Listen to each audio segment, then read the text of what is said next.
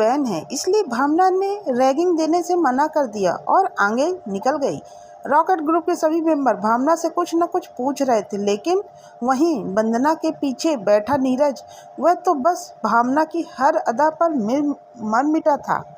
उसे ऐसा लग रहा था जैसे आज दुनिया में फूलों की बरसात हो रही है। भावना जब बात कर रही थी तो उसके वह गुलाबी ओंठ उसे ऐसे लग रहे थे जैसे गुलाब के दो फूल एक दूसरे को प्यार कर रहे हों। उसकी उड़ती हुई जुल्फें, उसकी बड़ी बड़ी भूरी आंखें और आंखों में वह पतला सा काजल, माथे पर एक छोटी सी बिंदी। भावना बात करते हुए जब अपना चेहरा इधर उधर करती है तो उसके हिलते हुए झुमके, चूड़ियों की आवाज़, पायलों की छन छन, यह सब नीरज को ऐसा लग रहा था जैसे नदी अपनी लहरों से कलकल की आवाज़ करते हुए मधुर गाना गा रही है। चिड़िया चहचहा रही है, चारों तरफ बस शांति ही शांति है। इन सब की बातों के बीच नीरज कहीं दूसरी दुनिया में खोया हुआ था। उसे अपने दोस्तों की किसी भी बात से कोई फर्क नहीं पड़ रहा था कि वह क्या बात कर रहे हैं। उसे तो बस भावना की हर अदा पर प्यार आ रहा था। यह नीरज का प्यार था, यह भावना के लिए एक आकर्षण मात्र था। यह तो कहानी में आगे ही पता चलेगा। तभी भावना कहती है, रैगिंग बैन है और मैं रैगिंग नहीं दे सकती हूँ, और थैंक यू, आप लोगों ने मुझे क्लास बताया, इसके लिए फिर से एक बार थैंक यू। इतना बोलकर भावना वहाँ से चली जाती है। भावना को यूं जाता हुआ देखकर वहाँ बैठे सभी लोग एक दूसरे को बहुत चक्के से देख रहे थे। भावना को देखे जा रहे थे। उन्हें यकीन ही नहीं हो रहा था कि एक जूनियर लड़की इन सीनियरों को ऐसा जवाब देकर यहाँ से चली गई। जिस रॉकेट ग्रुप को पूरा कॉलेज प्यार करता था और यहाँ तक डरता भी था, उस ग्रुप को एक लड़की ने जवाब देकर चुप करा दिया। उन्हें ऐसा लग रहा था जैसे उन सब के गालों पर किसी ने एक जोरदार का तमाचा जड़ दिया हो। लेकिन इन सब में एक नीरज था जिसे इस वक्त किसी से कोई फर्क नहीं पड़ रहा था। वह तो जाती हुई भावना की पतली कमर को देख रहा था।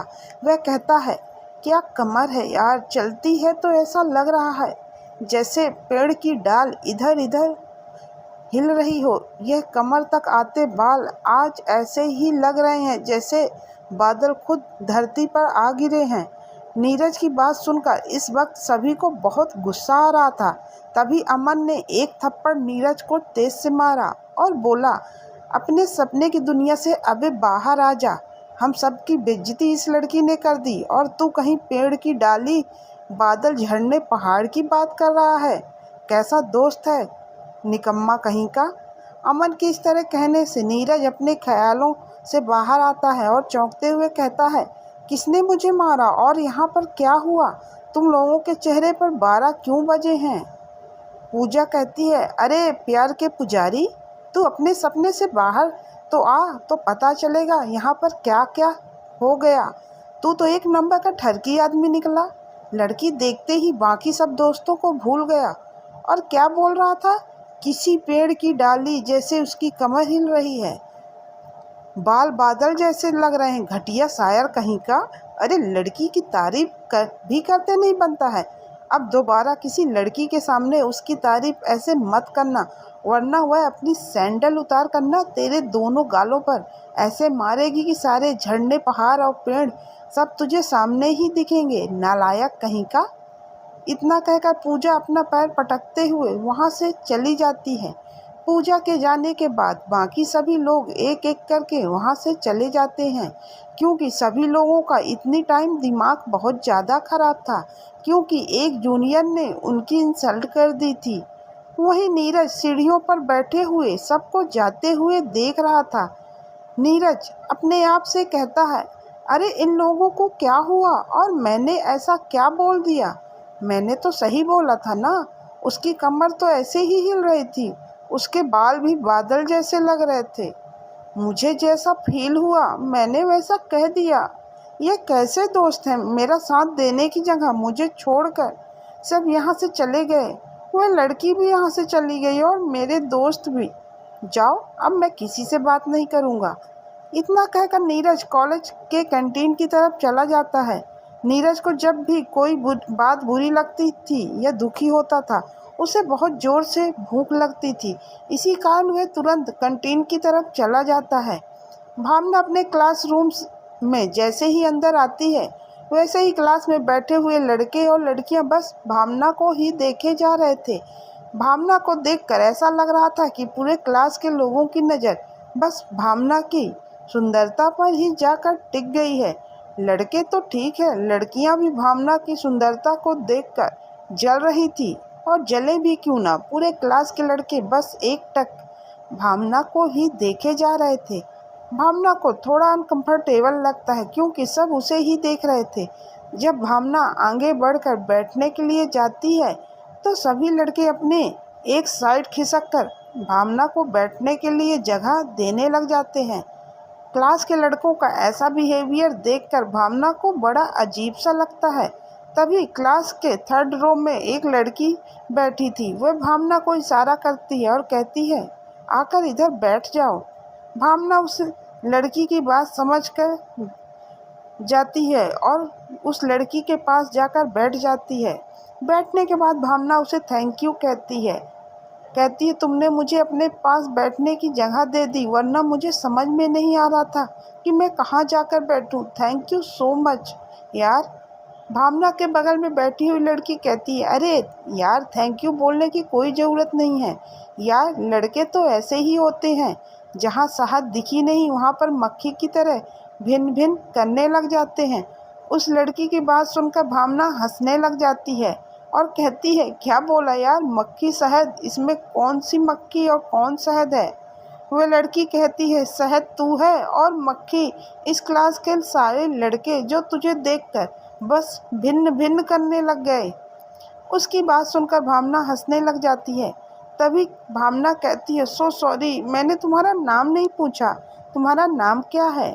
सामने बैठी लड़की कहती है, मेरा नाम दिव्या है, और तुम्हारा? दिव्या के पूछने पर भावना कहती है, मेरा नाम भावना है। दिव्या और भावना दोनों आपस में हंस हंस कर बात कर रही थी। वहीं क्लास में बैठे हुए लड़के भावना को देखे जा रहे थे और दिव्या से मन ही मन उन्हें जलन हो रही थी, क्योंकि अगर दिव्या उसे न बैठाती तो हो सकता था किसी न किसी लड़के के पास तो जाकर भावना को बैठना ही पड़ता, पर इस दिव्या के कारण उनका पत्ता साफ हो गया। तभी क्लास के दरवाजे के पास एक आवाज़ आती है, गुड मॉर्निंग न्यू स्टूडेंट। यह आवाज़ सुनकर क्लास के सारे स्टूडेंट दरवाजे की तरफ देखने लग जाते हैं तो वहाँ पर एक 50 साल के उम्र के आदमी खड़े थे। उनके बाल कुछ पके हुए और कुछ काले थे। उन्होंने वाइट कलर का शर्ट और ब्राउन कलर का पैंट पहन रखा था। उनके हाथ में कुछ बुक थी। उन्हें देखने से उनकी पर्सनालिटी बहुत ही पावरफुल लग रही थी। उन्हें देखकर यह समझ में तो आ रहा था कि वह कोई स्टूडेंट तो नहीं है, और जब यहाँ वह स्टूडेंट नहीं है तो दूसरा मतलब यह है कि वह इस कॉलेज के प्रोफेसर ही होंगे। उन्हें देखकर सभी स्टूडेंट खड़े होकर एक साथ बोलते हैं, गुड मॉर्निंग सर। वह आदमी अंदर आते हुए बोलते हैं, my name is Vinod Tripathi, मैं तुम लोगों का प्रोफेसर हूँ, मैं तुम लोगों का अकाउंट पढ़ाऊँगा। हो जाते हैं। फिर विनोद त्रिपाठी ने अपने हाथों से इशारा करते हुए सबको बैठने के लिए कहते हैं। उनके इशारे को समझकर सब लोग अपने अपने चेयर पर बैठ जाते हैं। प्रोफेसर विनोद त्रिपाठी कहते हैं, आज हम लोग इंट्रोडक्शन तो देंगे, तो क्लास के सारे स्टूडेंट एक एक करके अपना इंट्रोडक्शन मुझे दो। मैंने तो अपना दे दिया, अब आप सब लोग अपना नाम बताइए, तभी तो आप लोगों को आगे पढ़ा पाऊँगा। जब मुझे नाम ही नहीं पता होगा तो मैं किसी को कैसे पहचानूँगा। विनोद सर की बात सुनकर सभी बच्चे मुस्कुराने लग जाते हैं। फिर राइट साइड की फर्स्ट बेंच से सभी बच्चे एक एक करके अपना नाम बताते हैं। इस तरह आधे घंटे में सभी क्लास के बच्चों ने अपना इंट्रोडक्शन दे दिया। विनोद त्रिपाठी सर कहते हैं, तो बच्चों, आज तो इंट्रोडक्शन हुआ, कल से हम अच्छे से पढ़ाई करेंगे। और हाँ, अगर आप लोगों को कभी भी पढ़ाई में कोई डाउट हो तो आप लोग एनी टाइम मुझे मेरे कैबिन में आकर भी पूछ सकते हैं। मैं आप लोगों के लिए एनी टाइम प्रेजेंट रहूँगा। अभी प्रोफेसर विनोद बात ही कर रहे थे कि तभी फर्स्ट बेल बज जाती है। विनोद त्रिपाठी सर कहते हैं, लो बेल भी बज गई, घंटी भी चाहती कि अब मैं यहाँ से जाऊँ, तो गुड बाय स्टूडेंट, अब मैं जा रहा हूँ, तो तुम्हारी अगली क्लास आएगी इतना कहकर विनोद त्रिपाठी सर क्लास से निकल जाते हैं। कंटिन्यू। अब आगे क्या होगा? कॉलेज में भावना के कोई बेस्ट फ्रेंड बनेंगे या नहीं? क्या नीरज अपने दिल की बात भावना से कह पाएगा? भावना को लेकर नीरज और उसके दोस्तों में क्या कोई मनमुटाव हो जाएगा? क्या इनकी दोस्ती भावना की वजह से टूट जाएगी? जानने के लिए सुनते रहिए कॉलेज का पहला प्यार।